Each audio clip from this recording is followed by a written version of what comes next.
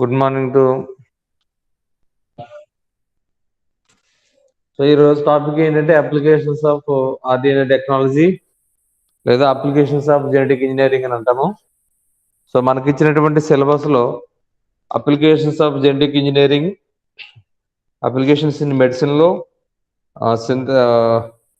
Production of insulin ఒకటి, production of growth hormone, production of BT cotton and production of edible vaccines. So 4 applications ఇచ్చాడు సిలబస్లో మనకి. కాబట్టి so already మన rDNA టెక్నాలజీలో ఎట్లాగా ప్రాసెస్ చేస్తాము, మనకి టార్గెట్ జీన్ ఏ విధంగా ఐసోలేట్ చేసుకుంటాము, ఏ విధంగా ఇన్సర్ట్ చేస్తాము, వెక్టార్స్ ఎట్లా ఉపయోగించుతాము, ఇవన్నీ కూడా మనకు తెలిసింది. సో అలా తెలిసినప్పుడు వాటిని ఉపయోగించినప్పుడు జెనెటిక్ ఇంజనీరింగ్ పరంగా ఏమేమి అప్లికేషన్స్ ఉంటాయి అన్నట్లయితే ఆల్రెడీ మీకు ఒకసారి చెప్పాను, మీకు క్లాస్లో ఒకసారి ఆలోచించండి. జెనెటిక్ ఇంజనీరింగ్ పరంగా అప్లికేషన్ మనం ఏం చేయడానికి అవకాశం ఉంటుంది, మీరు సొంతంగా ఏమైనా ఆలోచించగలగని అని చెప్పాను. సో ఇప్పుడు వరకు ఏమేమి చేశారు, ఎట్లా చేశారు అన్నది 4 ఎగ్జాంపుల్స్ ఇచ్చారు కాబట్టి 4 ఎగ్జాంపుల్స్ మనం చెప్తాం. So genetic engineering or gene cloning deals with the modification of DNA provided by the nature using specialized techniques for desired purpose. So మనకేదో ఒక ఆలోచన ఉంటుంది, ఫర్ ఎగ్జాంపుల్గా సో మనకు ఆలోచన ఏంటంటే ఇప్పుడు రైస్ ఉన్నది, అందరూ రైస్ తింటున్నారు, మన ఏరియాలో ఎక్కువగా రైస్ కన్జ్యూమ్ చేస్తారు. సో రైస్ కన్జ్యూమ్ చేస్తున్నప్పుడు ఇప్పుడు ఈ రైస్లో మనకి ఒక ఇమ్యూనిటీ బూస్టింగ్ ఇచ్చేటువంటి ఒక ప్రోటీన్ మనం మిక్స్ చేయాలనుకుంటున్నాం. అంటే ఏం చేయాలంటే ట్యాబ్లెట్స్ వగేరా ఇవన్నీ వేసుకుంటున్నారు, వ్యాక్సిన్స్ వేసుకుంటున్నారు, ఇవేవి సరిగ్గా తీసుకోవట్లేదు, మెడికేషన్ కానీ సరిగ్గా తీసుకోవట్లేదు, ప్రాపర్ మెడికేషన్స్ ఫాలో అవ్వట్లేదు పీపుల్. కాబట్టి మనకి టైంకి అందరూ ప్రాపర్గా తినేటువంటిది ఏంటంటే రైస్. సో టైంకి ప్రాపర్గా రైస్ కన్జ్యూమ్ చేస్తారు కాబట్టి why we don't you mix the medicines in rice. ఏదైతే ప్రాపర్గా తీసుకోవాలో చూడండి, ఇప్పుడు చిన్నపిల్లలకి మనం ఏదైనా మెడిసిన్ ఇవ్వాలనుకున్నప్పుడు ఆ మెడిసిన్ తీసుకోవడానికి మరయించినప్పుడు వాళ్ళకి ఏదైతే ఇష్టంగా తింటారో దాంట్లో కలిపి ఇవ్వడం అలా జరుగుతుంది.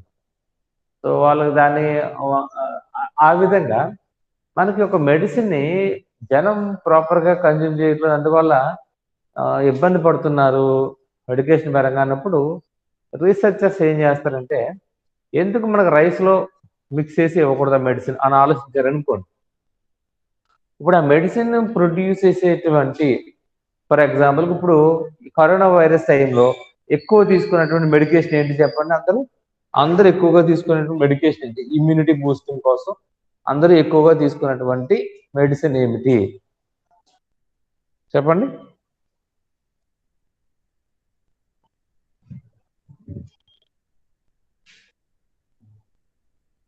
హలో,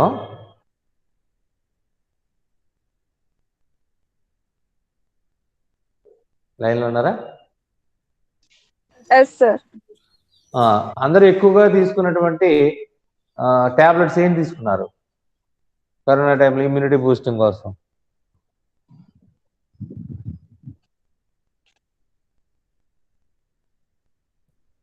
ఏం తీసుకున్నారు? సి విటమిన్, డి విటమిన్, ఇంకా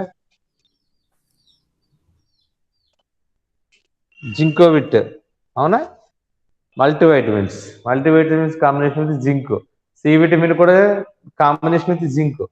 సి విటమిన్ ఎప్పుడు కాంబినేషన్ విత్ జింక్ తయారు చేయరు, కానీ ఈ కరోనా టైంలో మ్యానుఫ్యాక్చర్స్ చేసే ఫ్యాక్టరీస్ కంపెనీస్ కూడా ఏం చేసేయంటే C vitamin mix with zinc అని చెప్పేసి తయారు చేస్తారు. So zinc is the ion which is very useful for immunity boosting.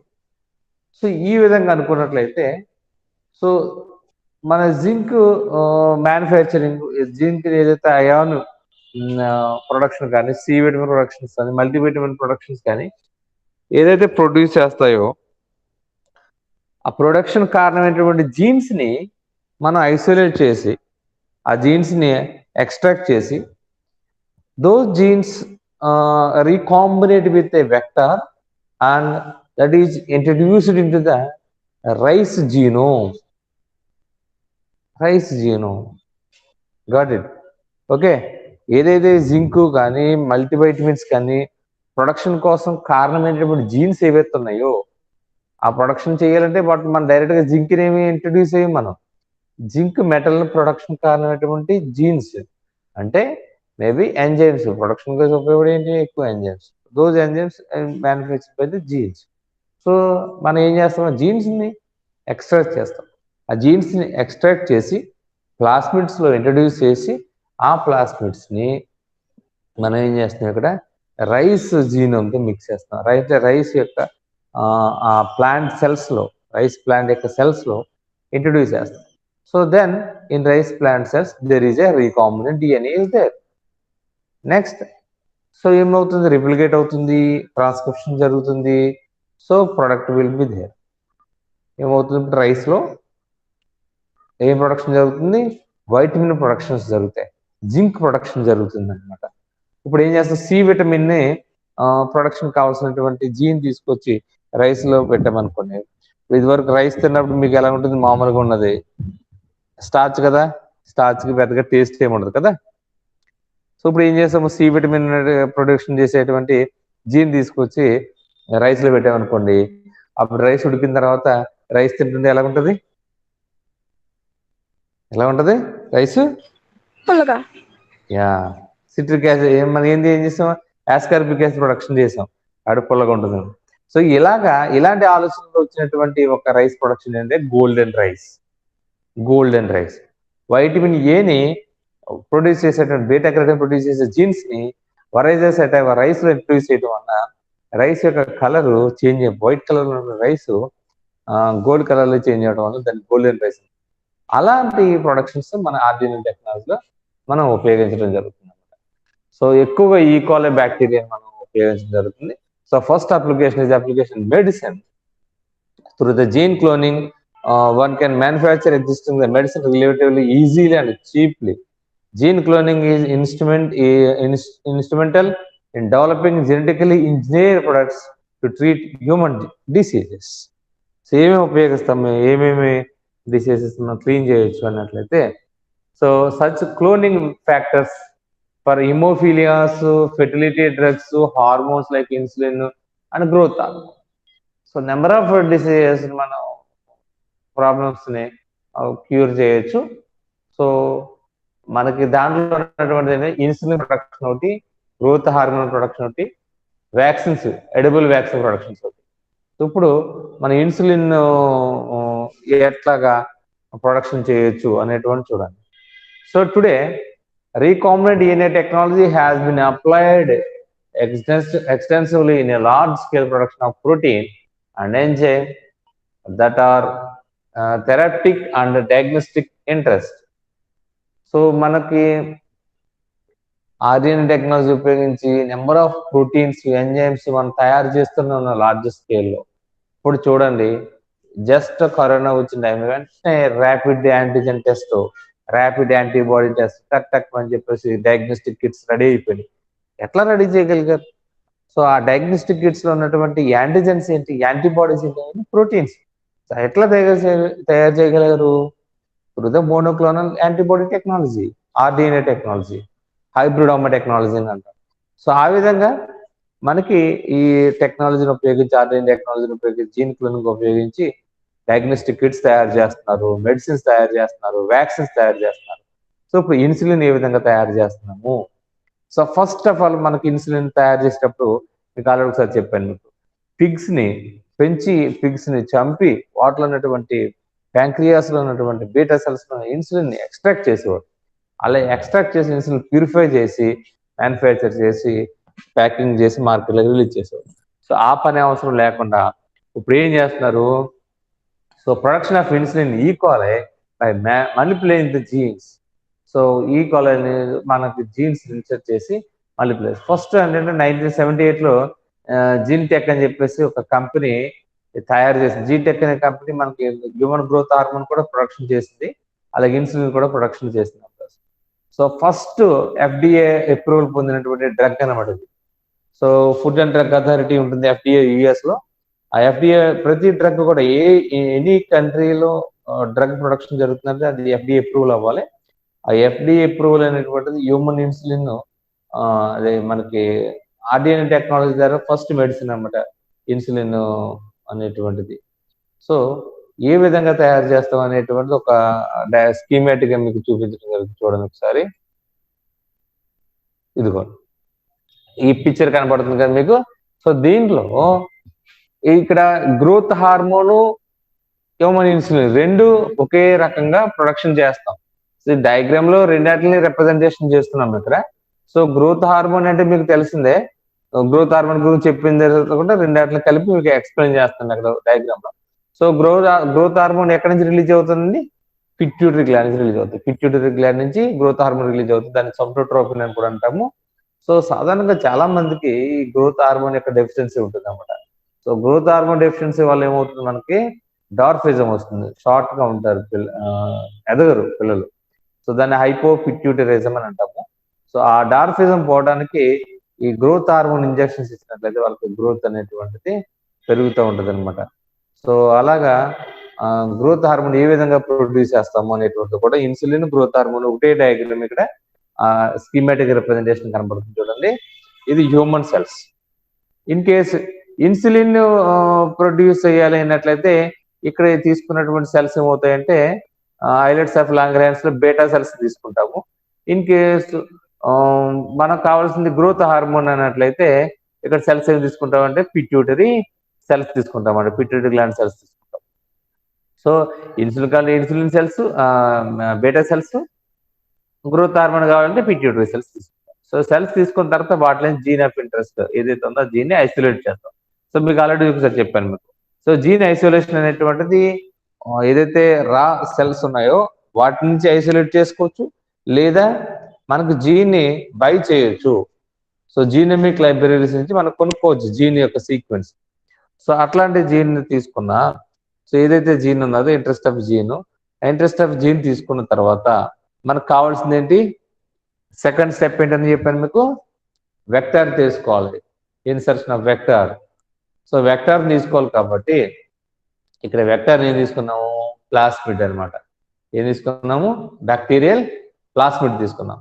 So bacterial plasmid తీసుకుని ఈ ఇంట్రెస్టెడ్ జీన్ ని మనం ఏం చేస్తున్నాము, ఈ వెక్టార్ లో రీకాంబినేట్ చేస్తున్నాం. సో ఇది బ్యాక్టీరియా. సో బ్యాక్టీరియాకి సంబంధించిన ప్లాస్మిడ్, ఈ ప్లాస్మిడ్ తీసుకుని ఈ రిస్ట్రిక్షన్ ఎంజైమ్స్ ఉపయోగించి డైజెస్ట్ చేసాము. ఇప్పుడు ఈ ఇంట్రెస్ట్ ఆఫ్ జీన్ ని దీనిలోకి ఏం చేసాము, ట్రాన్స్ఫర్ చేసిన తర్వాత ఏమవుతుంది, ఇక్కడ రీకాంబినెంట్ ప్లాస్మిడ్ ఫామ్ అయింది. ఏంటనేది recombinant plasmid. So first step ఏం చేసాము, ఇంట్రెస్ట్ ఆఫ్ జీన్ ఐసోలేట్ చేసుకున్నాము, ఓ పక్కనే ప్లాస్మిడ్ ని తీసుకున్నాము. So either plasmid bacterial plasmid కావచ్చు, లేకపోతే ఆర్టిఫిషియల్ ప్లాస్మిడ్ కావచ్చు, బ్యాక్టీరియల్ ఆర్టిఫిషియల్ క్రోమోజోమ్ కావచ్చు, TA ప్లాస్మిడ్ కావచ్చు. So any vector we select the suitable vector we have to select. Okay, a suitable vector means, for example, we take in the animal production అదే plant production అనుకోండి, we take TA plasmid. ఇక్కడ animal production కాబట్టి PBR 322 or PUC 18 or 19 plasmids తీసుకుంటాం అనమాట. So ఇక్కడ ఇది తీసుకున్నటువంటి plasmid, this is a vector. Combined with the interested gene, then you synthesize the recombinant DNA vector with insulin gene or with human growth hormone gene. This is the recombinant or chimeric plasmid. Then in third step, so this recombinant vector will introduction into host cell. So here E. coli is the host cell. A cheaply available bacteria is E. coli. So E. coli is the host cell here. Then this plasmid is injected into E. coli bacteria by the gene transfer technique methods. Gene transfer technique methods means micro injection or electrophoretic techniques or bombardment, etc. etc. So అది మళ్ళీ వేరేగా చెప్పుకుంటాం gene transfer techniques. So ఈ gene transfer technique ఉపయోగించి ఈ వెక్టార్ని ఈ కోలైలో introduce చేయడం జరిగింది. దెన్ ద ఈ కోలై bacteria contains the bacterial DNA, the original chromosome and the recombinant DNA. Then this E. coli bacteria selectively grow in medium, nothing but in పెట్టి dish కానీ చిన్న batch కల్చర్లో కానీ ఏం చేస్తాను, గ్రో చేస్తాం. గ్రో చేసిన తర్వాత నేను చెప్పాను కదా మీకు. సో గ్రో చేసిన తర్వాత ఏ బ్యాక్టీరియా రీకాంబినెంట్ డిఎన్ఏ ఉన్నది, ఏ బ్యాక్టీరియాలో రీకాంబినెంట్ డిఎన్ఏ లేదు అనేటువంటి దాన్ని మనం ఐడెంటిఫై చేస్తాం. సో ఈ డిస్టింగ్విష్ ఈ coli bacteria which have the recombinant DNA, which is not have the recombinant DNA. Then we pick up the bacteria. Which have the recombinant DNA, that insulin gene or growth hormone gene with selectable marker. Then that E. coli is transferred into fermenter. So here it is a fermenter. So పెద్ద tankers ఉంటాయి అనమాట, 500 litres, 1000 of liters, 10,000 litres, 20,000 litres లాంటి fermenters ఉంటాయి. ఆ fermenters లో nutritional medium ఉంటుంది. ఆ మీడియంలోకి inoculate చేస్తాం. సో ఇనాకులేట్ చేసిన తర్వాత లోపల బ్యాక్టీరియా ఏమవుతుంది, గ్రో అవుతూ ఉంటుంది. పెరిగినటువంటి బ్యాక్టీరియా ఏం చేస్తుంది, లోపల ఉన్నటువంటి ఇన్సులిన్ జీన్ మల్టిప్లై అవుతుంది. మల్టిప్లైతో ట్రాన్స్క్రిప్షన్ జరుగుతుంటుంది. ట్రాన్స్క్రిప్షన్ తో పాటుగా ట్రాన్స్లేషన్ జరుగుతుంటుంది. సో ట్రాన్స్లేషన్ జరిగితే వచ్చేటువంటి ప్రొడక్ట్ ఏంటి, ఇన్సులిన్ ప్రొడక్షన్ వస్తుంది, ఇన్సులిన్ ప్రోటీన్ వస్తుంది. Then that insulin protein is extracted from the culture and purified and packed into a vial and marketed. So ఇప్పుడు మార్కెట్ లాగా వచ్చేస్తుంది. అది చిన్న వాయిల్స్ మీకు చూస్తుంటారు, insulin injection. So 1 ml injection తీసుకుని అది ఇంజెక్షన్ చేస్తూ ఉంటారు. ఓకేనా. సో ఈ విధంగా ఇన్సులిన్ జీన్ కానీ, ఇన్సులిన్ ప్రొడక్షన్ కానీ, గ్రోత్ హార్మోన్ ప్రొడక్షన్ కానీ చేయటం జరుగుతూ ఉంటుంది. ఓకేనా, గాట్ ఇట్. దీనిలో డౌట్ ఉన్నదా? Okay, right. Next coming to the BT cotton production of applications in agriculture. So agriculture number of applications ఉన్నాయన్నమాట. క్రాప్స్ కి సంబంధించి మనకి స్ట్రెస్ మేనేజ్మెంట్ కోసం అనమాట. సో స్ట్రెస్ మేనేజ్మెంట్ కోసం నెంబర్ ఆఫ్ అప్లికేషన్స్ ఉన్నాయి. అలాగే డిసీజెస్ కంట్రోల్ చేయడానికి, పెట్స్ కంట్రోల్ చేయడానికి, సెలినిటీ కంట్రోల్ చేయడానికి. ఓకేనా. ఫర్ ఎగ్జాంపుల్ చూడండి, టమాటా కానీ ఇలాంటివి గ్రో అవుతున్నప్పుడు సాల్ట్ ఎక్కువ ఉన్నటువంటి ఏరియాలో గ్రో అవ్వాలన్నమాట. సో అట్లా కాకుండా ఆ సెలినిటీ తట్టుకునే విధంగా మనకి ఆర్డిఎన్ఏ టెక్నాలజీ ద్వారా సాల్ట్ ఎక్కువ ఉన్నటువంటి ఏరియాలో కూడా ఫ్రూట్స్, వెజిటేబుల్స్ గ్రో అయ్యేలాగా మనకి కల్చర్ చేస్తారనుకోండి. దెన్ ఈ కల్చర్ మనం కూడా సాల్ట్ ఎక్కువ ఉన్నటువంటి ఏరియాలో కూడా మనం ఫ్రూట్స్, వెజిటేబుల్స్ మనం పండించుకోవడానికి అవకాశం ఉంది. ఫర్ ఎగ్జాంపుల్ యాపిల్ ఉందనుకోండి, సిమ్లా అటుకేసి మనకి ఎక్కువగా యాపిల్ కోల్డ్ అంటే ఏరియాస్ కదా. సో ఇప్పుడు ఏమవుతుంది, అలా కాకుండా మన ఏరియాలో కూడా యాపిల్ మనకు రావాలి అన్నట్లయితే, సో ఇక్కడ ఉన్నటువంటి స్ట్రెస్ కి, ఎన్విరాన్మెంట్ స్ట్రెస్ తట్టుకునేలాగా మనం డిజైన్ చేసామనుకోండి. సో ఈ ఆల్సో కల్చర్ ద యాపిల్ అనమాట. సో అలా కూడా మనకి అప్లికేషన్ పరంగా ఉపయోగించుకోవచ్చు. సో నెక్స్ట్ ఇక్కడ ఏంటంటే మనకి ఉపయోగపడింది BT cotton. So BT cotton లో మనకి ఎక్కువగా ఉపయోగించేటువంటి ప్లాస్మిడ్ టీఏ ప్లాస్మిడ్ అనమాట. ప్లాంట్ యానిమల్ అంటే మీకు చెప్పాను, మీకు ఇక్కడ ప్లాంట్ టెక్నాలజీ ఎక్కువ ఉపయోగించేదంటే టీఏ ప్లాస్మిడ్ ఉపయోగిస్తాం. టీఏ ప్లాస్మిడ్ ఎక్కడ ఉండదంటే అగ్రోబ్యాక్టీరియము. సో అగ్రోబ్యాక్టీరియం ట్యూబినిఫెన్సిస్ అని చెప్పేసి ఒక ట్యూమర్ బ్యాక్టీరియా ఉంటుంది అనమాట. ఆ ట్యూమర్ బ్యాక్టీరియా. సో ఆ ట్యూమర్ బ్యాక్టీరియాలో ఉన్నటువంటి ప్లాస్మిడ్, టీఏ ప్లాస్మిడ్ ని ఇక్కడ ఎక్కువగా ఉపయోగించడం జరుగుతుంది అనమాట. So production of BT cotton. So most of the current commercial application of modern biotechnology in agriculture are no reducing depending farmers agrochemicals. So genetic engineering of plants has facilitated the production of agronomically desirable crops that exhibit increased resistance to pests and herbicides, pathogens, and environmental stress. Okay అండి.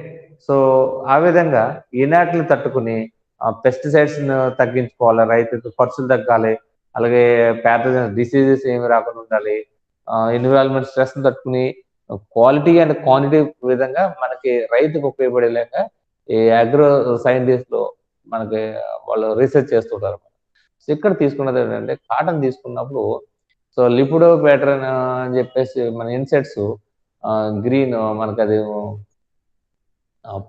ఏమంటాం వాటిని మనం తెలుగులో కాయ తులసి పురుగు అని పిలుస్తారు. కాయ తులసి పురుగు అంటే ఫ్రూట్ వస్తుంది కాటన్కి. మీకు ఒక్క నిమిషము స్క్రీన్ షేర్ అవుతుంది మీకు.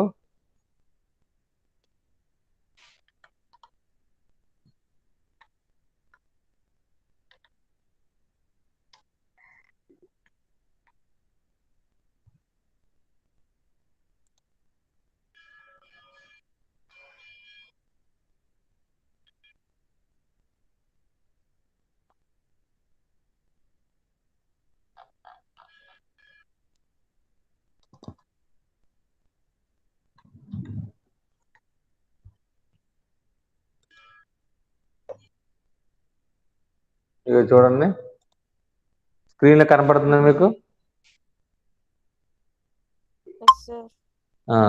సో ఈ ఇన్సెక్ట్ ఏమవుతుందంటే మనకి కాయ, ఇది ఫ్రూట్ అనమాట, ఈ కాటన్ ఫ్రూట్. సో ఈ కాటన్ ఫ్రూట్ ని తలుచుకుని లోపలికి వెళ్ళి లోపల ఉన్నటువంటిది మెటీరియల్ అంతా తినేయటం వల్ల సో మనకి జనరల్ గా అయితే మనకి సో కాటన్ చూసారు ఇందాక, మనకి ఎంత బ్యూటిఫుల్ గా ఉంటుంది ఆ ఫ్రూట్ మనకి అయిన తర్వాత. సో ఇంత మంచి కాటన్ ప్రొడక్షన్ జరుగుతుంది. ఎంత క్వాలిటీ కాటన్ ప్రొడక్షన్ జరిగినప్పుడు మనకి ఇది ఎక్స్పోర్ట్ అవ్వడానికి అవకాశం ఉంటుంది. సో కానీ సో అది చేసేటువంటి పని వల్ల రైతుకి ఇంత మంచి కాటన్ అనేటువంటిది ప్రొడక్షన్ జరగదు. సో అటువంటి టైంలో మనకి ఏం చేశారంటే మరి సైంటిస్టులు ఏం చేశారు, ఈ ఈ ఏదైతే ఈ ఇన్సెక్ట్ ఉన్నదో సో ఇన్సెక్ట్ ని కిల్ చేసేటువంటి జీన్స్ ని తీసుకున్నారనమాట. ఇన్సెక్ట్ ని కిల్ చేసేటువంటి బౌల్ వామ్ అని చెప్పేసి అన్నాము, కాయ తులసి పురుగు అని చెప్పేసి అన్నాము. సో ఈ ఇన్సెక్ట్ జీన్స్ తీసుకున్నారు. సో దీంట్లో ఉపయోగపడే జీన్స్ ఏంటంటే క్రై జీన్స్ అని అంటాం. ఈ క్రై జీన్స్ తీసుకున్నారు అనమాట. ఈ క్రై జీన్స్ ఎక్కడ ఉంటాయి అంటే దేంట్లో ఉంటాయి క్రై జీన్స్? కాదు, అది అది plasmid. Bacillus. Very good, thuringiensis. Bacillus thuringiensis. So దీనిలో ఉన్నటువంటి క్రై జీన్స్ తీసుకున్నారు. అగ్రో బ్యాక్టీరియా ట్యూబర్క్యులోసిస్ నుంచి టీఏ ప్లాస్మిడ్ తీసుకున్నారు. ఈ టీఏ ప్లాస్మిడ్ కి ఈ క్రై జీన్స్ ని రెండింటిని కంబైన్ చేసినప్పుడు మనకి ఏమొచ్చింది, ఒక రీకాంబినెంట్ వెక్టార్ వచ్చింది. ఈ రీకాంబినెంట్ వెక్టర్ కల్చర్ చేసినటువంటి మనకి growing the plant cells take up insecticidal gene the plant tissue culture. So plant tissue culture లోని ఈ వెక్టర్స్ ని మనం గ్రో చేసినప్పుడు ఏమవుతుందంటే ఆటోమేటిక్గా దీనిలో ఉన్నటువంటి వెక్టర్ ఈ ప్లాంట్ సెల్స్ లకు వెళ్తుంది. సో ప్లాంట్ సెల్స్ గ్రో అవుతాయి. వీటిని ఏం చేస్తాం మనం గ్రీన్ ఎన్విరాన్మెంట్ లో, ఫస్ట్ గ్రీన్ హౌస్ లో మనం కల్చర్ చేస్తాము. ఆ గ్రీన్ హౌస్ లో కల్చర్ చేసిన తర్వాత కాస్త మళ్ళీ ఎన్విరాన్మెంట్ లోకి వెంటనే తీసుకెళ్ళిపోకుండా గ్రీన్ హౌస్ నుంచి జస్ట్ చిన్న చిన్న కుండీలో వాటిని పెంచి ఆ తర్వాత ఫార్మర్స్ కి మనకు సెలెక్ట్ చేసినటువంటి ఒక ఏరియాలో రీసెర్చర్స్ కి, ప్రతి రీసెర్చ్ సెంటర్ కి కొంత సెలెక్టెడ్ ఏరియా ఉంటుంది, అగ్రికల్చర్ ఏరియా. ఆ అగ్రికల్చర్ ఏరియాలో గ్రో చేస్తారు. గ్రో చేసిన తర్వాత వాటి మీదకి ఇన్సెక్ట్స్ మనం వదిలిపెట్టినప్పుడు ఏమవుతాయంటే జీన్ ప్రొడక్షన్ జరుగుతాయి. కాబట్టి ఈ జీన్ ప్రొడక్షన్ లో వచ్చేటువంటి క్రై ప్రోటీన్ ఏదైతే ఉందో ఆ ప్రోటీన్ ఈ ఇన్సెక్ట్స్ ని చంపేస్తాయి అనమాట. ఆటోమేటిక్ ఏమవుతుంది మనకి ఇన్సెక్ట్స్ చనిపోవడం జరుగుతుంది అనమాట. సో ఆ విధంగా బీటీ కాటా ప్రొడక్షన్ జరుగుతూ ఉంటుంది. Okay, that is the production of BT cotton. Okay, so coming to the edible, చూడండి BT cotton bacillus thuringiensis plant BT cotton. BT అంటే బ్యాసిల్లస్ థొరంజెన్సిస్. సో దీంట్లో టాక్సిక్ కెమికల్ ఉంటుంది అనమాట. ఆ టాక్సిక్ కెమికల్స్ వాటిని చంపేయడం జరుగుతుంది. ఆ టాక్సిక్ కెమికల్ సంబంధించినటువంటి జీన్ ఏంటంటే క్రైజీన్స్. గుర్తుపెట్టుకుని ఏంటిది? Cry gene. Cry gene. So coming to the production of edible vaccines. మీకు ఆల్రెడీ ఇందాక చెప్పాను మీకు ఎడిబుల్ వ్యాక్సిన్స్. సో వ్యాక్సిన్స్ సాధారణంగా మనకి చాలా మంది ఒక 20% చిల్డ్రన్స్ మిస్ అవుతున్నారు. చిన్నప్పటి నుంచి వ్యాక్సిన్స్ ఏదైతే ఉన్నదో తీసుకోవాల్సిన వ్యాక్సిన్స్ మిస్ అవుతారు. సార్ నేషనల్ ఇమ్యునైజేషన్ పాలసీ ఒకటి ఉన్నది మనకి. ఆ నేషనల్ ఇమ్యునైజేషన్ పాలసీ ప్రకారం మనకి every year polio vaccines, hepatitis vaccines, ఇలా రకరకాల వ్యాక్సిన్స్ మన గవర్నమెంట్ సప్లై చేస్తుంటాయి. సో అలా కాకుండా కొన్ని ప్రైవేట్ వ్యాక్సిన్స్ ఉంటాయి. ఆ ప్రైవేట్ వ్యాక్సిన్స్ గవర్నమెంట్ యొక్క వ్యాక్సిన్స్ తో ఎవరు మనకి అంగన్వాడీ టీచర్స్ అంగన్వాడీ దగ్గర వ్యాక్సిన్స్ వేస్తుంటారు చిన్నపిల్లలకి. అది నేషనల్ ఇమ్యునైజేషన్ పాలసీలో వేస్తుంటారు. సో కానీ కొన్ని వ్యాక్సిన్స్ మనకు గవర్నమెంట్ వ్యాక్సిన్స్ ఉండవు, ప్రైవేట్ వ్యాక్సిన్స్ మాత్రమే, అంటే ప్రైవేట్ హాస్పిటల్స్ మాత్రమే దొరుకుతాయి. ఇలాంటి ప్రైవేట్ వ్యాక్సిన్స్ చాలా మంది చిల్డ్రన్స్ మిస్ అవుతూ ఉంటారు. అంటే చాలా మంది వేయించుకోరు. బాగా హైలీ ప్రొఫెషనల్ లేదంటే హై ప్రొఫైల్ ఉన్నటువంటి వాళ్ళు, బాగా ధనవంతులు, ఇలాంటి వాళ్ళు కొంత ఇంట్రెస్ట్ ఉన్నటువంటి వాళ్ళు ఈ ప్రైవేట్ వ్యాక్సిన్స్ వేయించుకుంటూ ఉంటారు. ఫర్ ఎగ్జాంపుల్ మనకు చూడండి, మనకు ఆట్లమ్మ, పొంగు లాంటి వాటికి మనకు వ్యాక్సిన్స్ ఎవరు వేయించుకోరు. చాలా మంది ఇప్పుడు వైరస్ ఎల్ అని చెప్పేసి ఆ వ్యాక్సిన్స్ అవైలబుల్గా వచ్చినాయి. ఆట్లమ్మ, పొంగు వాటికి వ్యాక్సిన్స్ అవైలబుల్గా వచ్చినాయి. అవి చాలా మంది మనం సాధారణంగా ఒక మిడిల్ క్లాస్ ఫ్యామిలీ వాళ్ళకని ఈ రూరల్ ఏరియాలో ఉన్నటువంటి చాలా తక్కువ మంది వేయించుకుంటారు ఆ వ్యాక్సిన్. కానీ అలాగే అది గవర్నమెంట్ వ్యాక్సినేషన్లో లేదు. ఆట్లమ్మ, పొంగుకి గవర్నమెంట్ వ్యాక్సినేషన్లో లేదు. అలాగే కలరాకి గవర్నమెంట్ వ్యాక్సిన్ లేదు, అంటే నేషనల్ ఇమ్యునైజేషన్ పాలసీలో లేదు. కానీ బయట అవైలబుల్గా కలరాకి వ్యాక్సిన్ ఉంది. హెపటైటిస్కి మనకు వ్యాక్సిన్ గవర్నమెంట్ వ్యాక్సిన్స్ అవైలబుల్గా ఉంది. టీబీకి గవర్నమెంట్ వ్యాక్సిన్ అవైలబుల్గా ఉంది. పోలియోకి గవర్నమెంట్ వ్యాక్సిన్ ఉంది. సో అలాగా అయినా సరే చాలా మంది వ్యాక్సిన్స్ మిస్ అవుతున్నారు. 20% వ్యాక్సిన్స్ మిస్ అవుతున్నారు. సో అలాంటి టైంలో మనం ఏం చేస్తామంటే వ్యాక్సిన్స్ ని అలా కాకుండా ఫుడ్ ఫామ్ లో మన ఫుడ్ ద్వారా వ్యాక్సిన్స్ ఎందుకు ఇవ్వకూడదు, ఇమ్యునైజేషన్ ఎందుకు చేయకూడదు అనే ఆలోచన వచ్చిందనమాట. సో మన పూర్వీకులు చెప్తారు చూసారండి, మన తిండే మనకు మెడిసిన్, మనం తీసుకున్నటువంటి ఫుడ్డే మన మెడిసిన్. అలాగా ఆ ఆలోచనతో వచ్చినటువంటి మనకి టెక్నాలజీ ఏంటంటే ఎడిబుల్ వ్యాక్సిన్స్ అనమాట. సో ఎడిబుల్ వ్యాక్సిన్స్ ఏం చేస్తారంటే ఏదైతే మనకి వైరస్ సంబంధించినవన్నీ లేదంటే బ్యాక్టీరియాకి సంబంధించినటువంటి యాంటీజెన్సిటీ ఏదైతే ఉన్నదో ఆ యాంటీజెన్సిటీని తీసుకుంటారనమాట. ఏదైతే యాంటీజెన్సిటీ ఉందో ఆ యాంటీజెన్సిటీని తీసుకుంటారనమాట. అర్థమైందండి? అంటే ఏదైతే మీకు వ్యాక్సిన్ కి అవసరం అవుతుంది అంటే వ్యాక్సిన్ అంటే ఇక్కడ యాంటీజెన్ ప్రొడ్యూస్ చేస్తాం. యాంటీజెన్ ఏంటి? The protein molecule which cause for the trigger the immune system. Okay, which cause for the trigger the immune system. ఏదైతే మన ఇమ్యూన్ సిస్టమ్ ని స్టార్ట్ చేస్తుందో, ట్రిగ్గరింగ్ అంటే మీన్స్ బూస్టింగ్ చేస్తుందో, మన ఇమ్యూన్ సిస్టమ్ ని అలర్ట్ చేస్తుందో, ఓకే, అటువంటి ప్రోటీన్ మనం యాంటీజెన్ అని అంటాం. ఆ యాంటీజెన్ బ్యాక్టీరియా యొక్క సర్ఫేస్ మీద ఉంటుంది, బ్యాక్టీరియల్ సర్ఫేస్ మీద ఉంటుంది, అలాగే వైరల్ సర్ఫేస్ మీద ఉంటుంది. అటువంటి యాంటీజెన్ ప్రొడక్షన్ చేసేటువంటి జీన్ తీసుకుంటాం అనమాట. ఓకేనా?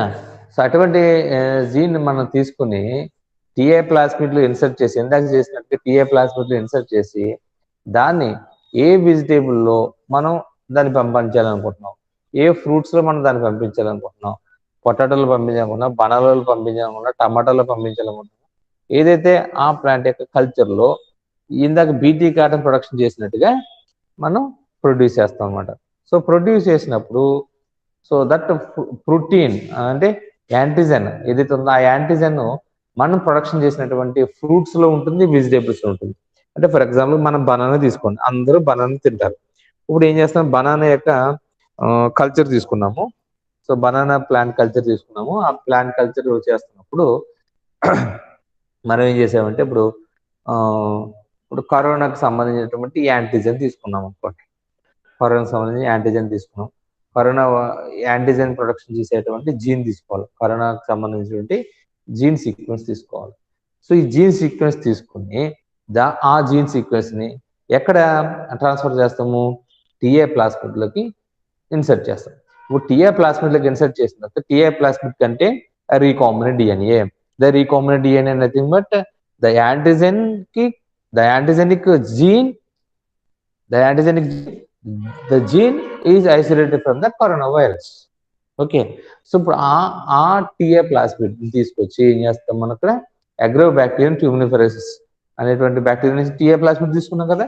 ఇప్పుడు ఆ ప్లాస్మిడ్స్ తీసుకొచ్చి ఏం చేస్తాం? అక్కడ ఎక్కడైతే కల్చర్ చేస్తున్నామో ఆ కల్చర్లోకి ట్రాన్స్ఫర్ చేసినప్పుడు ఆ కల్చర్ మీడియంలో ఈ ప్లాస్మిడ్ వెళ్తుంది. దాని ప్లాస్మిడ్ ఏమవుతుంది? మల్టిప్లై అవుతుంది. మల్టిప్లై అవుతుందో పాటుగా ట్రాన్స్క్రిప్షన్ జరుగుతుంది, ట్రాన్స్లేషన్ జరుగుతుంది. ఇప్పుడు ఆ ప్లాంట్ యొక్క మొత్తం సెల్స్లో, ఏది బనానా యొక్క ప్లాంట్ యొక్క మొత్తం సెల్స్లో ఏముంటుంది? కరోనాకు సంబంధించినటువంటి యాంటీజెనిక్ డిఎన్ఏ ఉంటుంది. సో ఇప్పుడు ఆ ప్లాంట్స్లో ఉన్నటువంటి ఏదైతే ప్రొడక్షన్ ఉందో అంటే బనానా ప్రొడ్యూస్ అవుతుంది. ప్రతి సెల్స్ లేని హలో వాయిస్ వినపడలేదమ్మా? యాంటీజెనిక్ సార్, యాంటీబాడీనా సార్? యాంటీజెన్ యాంటీబాడీ తీసుకోండి.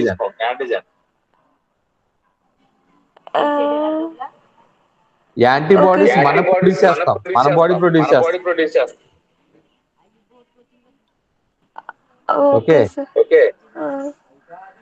ఇప్పుడు యాంటీజెన్నే మనం తీసుకుంటాం. నీ వాయిస్ రిపీట్ అవుతుంది.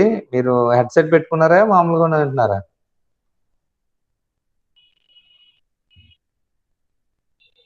మనం యాంటీజెన్ ప్రొడ్యూస్ చేసేటువంటి జీన్ తీసుకుంటాం. యాంటీబాడీ అనేటువంటి మనం ప్రొడ్యూస్ చేసుకుంటాం. మన body immune system antibodies produce చేస్తుంది.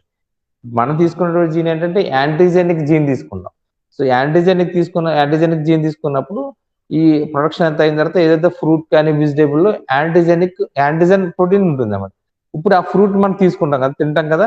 తిన్నప్పుడు ఈ యాంటీజెన్ మన మ్యూకోజల్ లేయర్ అంటే మన గట్, మన బకల్ క్యావిటీలో ఉన్నటువంటి మ్యూకోజల్ లేయర్ కి ఆ యాంటీజెన్ ప్రోటీన్ ఏదైతే ఉందో ఆ ప్రోటీన్ తగిలినప్పుడు, అలా టచ్ అయినప్పుడు మన మ్యూకోజల్ లేయర్ లో ఉన్నటువంటి సెల్స్ ఏవైతే ఉన్నాయో ఆ సెల్స్ అక్కడి నుంచి ఇమ్యూనిటీని ప్రొడ్యూక్షన్ చేస్తాయి.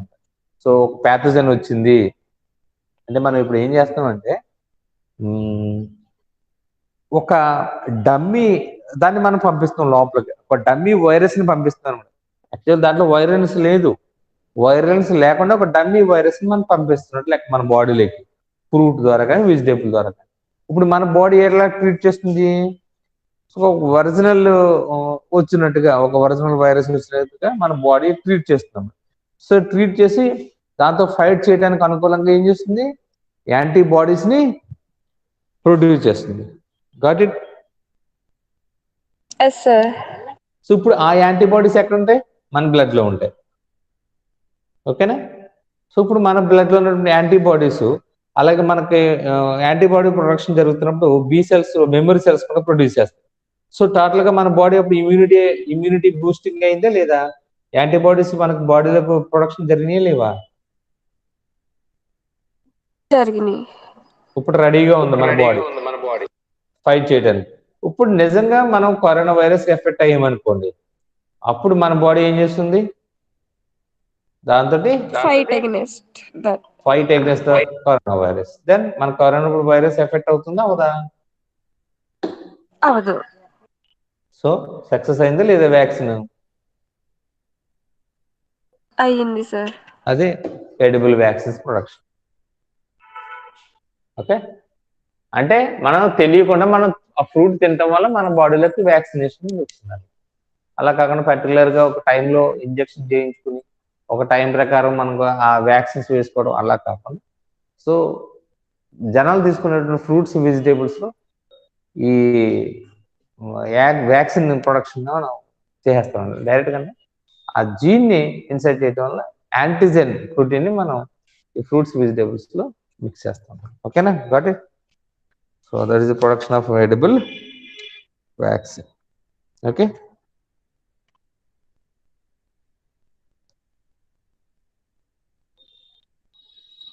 ఓకే, మీకు క్లాసు మేడం గారు కంటిన్యూ చేస్తారు, లైన్లో ఉందండి.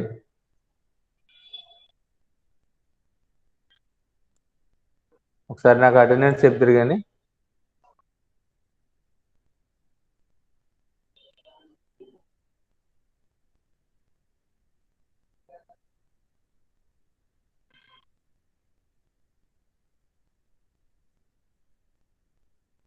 ఒకసారి చెప్పండి. Reshma attendance, Harshini, present sir. సంధ్య,